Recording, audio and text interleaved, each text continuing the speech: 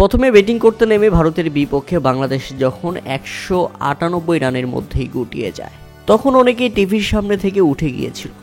কেননা বাংলাদেশ পুরো মঞ্চে ভালো খেললেও শেষ পর্যন্ত সেমিফাইনাল কিংবা ফাইনালে এসে ভারতের বিপক্ষে হেরে যায়। এটা যেন তাদের অবধারিত এক নিয়ম হয়েছে, কিন্তু না, এবার সেটা হয়নি। গতকাল ভারতদের এক বিন্দু ছাড় দেয়নি যুব টাইগাররা। শেষ পর্যন্ত ভারতের বিপক্ষে 59 রানের জয় তুলে নিয়েছে বাংলাদেশের যুবারা।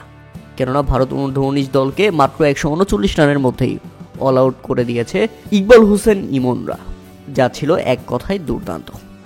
তাই তো back to back U19 Asia কাপের শিরোপা জিতেছে বাংলাদেশ।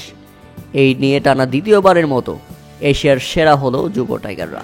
এশিয়া কাপ জয়ের পর আজ রাতে দেশে ফিরছেন ক্রিকেটাররা, সঙ্গে আসবেন কোচিং স্টাফরাও। হযরত শাহজালাল আন্তর্জাতিক বিমানবন্দরে প্রায় রাত 11টার দিকে পৌঁছাবে যুব ক্রিকেটাররা। চ্যাম্পিয়নদের জন্য বিসিবি থেকে সংবর্ধনা ও ডিনারের ব্যবস্থা থাকবে। বিসিবি সভাপতি ফারুক আহমেদ এই মুহূর্তে ওয়েস্ট ইন্ডিজে আছেন। তিনি দেশে ফিরলে থাকছে পুরস্কারের ঘোষণাও। তবে বিসিবি সভাপতির জন্য অপেক্ষা করেনি বাংলাদেশের যুব ও ক্রীড়া উপদেষ্টা আসিফ মাহমুদ সজীব ভুঁইয়া। যুব চ্যাম্পিয়নদের এমন অর্জনের জন্য এশিয়ান চ্যাম্পিয়নদের জন্য 50 লাখ টাকা পুরস্কার ঘোষণা করে দিয়েছেন আসিফ মাহমুদ সজীব ভুঁইয়া।